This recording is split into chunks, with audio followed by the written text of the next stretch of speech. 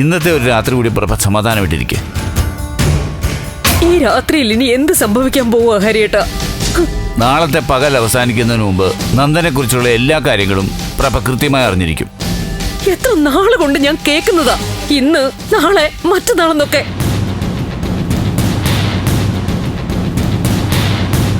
ഒരമ്മയുടെ മനസ്സിനെയാ നിങ്ങളൊക്കെ കൂടി പറഞ്ഞു പറ്റിക്കുന്നത്.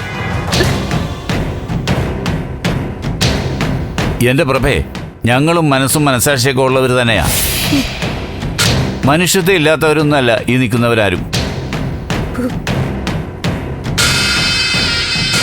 ഞങ്ങൾ കഴിഞ്ഞ ദിവസങ്ങളിലൊക്കെ ഒരു ലക്ഷ്യത്തിന് വേണ്ടിയുള്ള ഓട്ടത്തിലായിരുന്നു. നന്ദനെ അന്വേഷിച്ചുള്ള ഓട്ടം.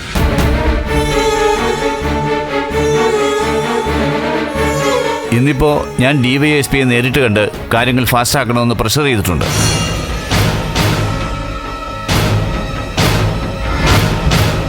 ആ മീറ്റിംഗിന്റെ കൂടെ ഉറപ്പിലാണ് ഞാൻ ഈ പറയുന്നത്.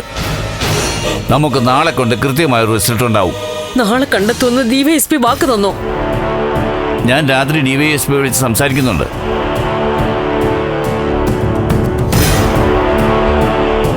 ഞങ്ങൾ കുറച്ച് തീരുമാനങ്ങളിലും നിഗമനങ്ങളിലും എത്തിയിട്ടുണ്ട്.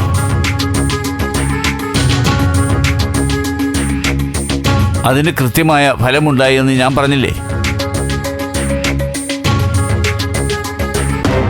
നന്ദനെ തേടിയുള്ള ഓട്ടം ലാസ്റ്റ് ലാപ്പിലാണ്. നാളെ ഫിനിഷിംഗ് ലൈനിലെത്തും.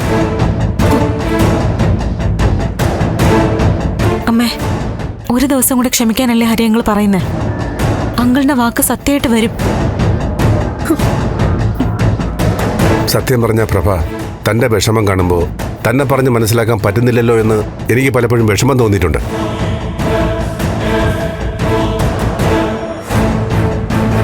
കുറ്റം തൻ്റേതല്ല, ഞങ്ങളുടെയാ. ഹരിയേട്ടാ, ഇത്രയും പറഞ്ഞപ്പോ എനിക്ക് വലിയ പ്രതീക്ഷ വന്നു കഴിഞ്ഞു.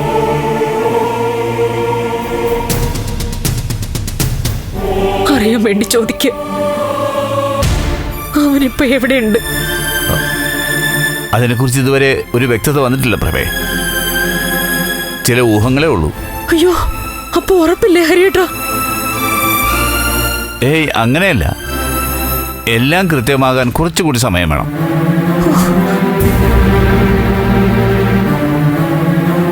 ഞാൻ പറഞ്ഞില്ലേ, നാളെ എല്ലാത്തിനും വ്യക്തതയാവും. നാളെ നന്ദനെ കുറിച്ചുള്ള പൂർണ്ണ വിവരം പ്രഭയ്ക്ക് കിട്ടിയിരിക്കും. മതി, അത് മതി.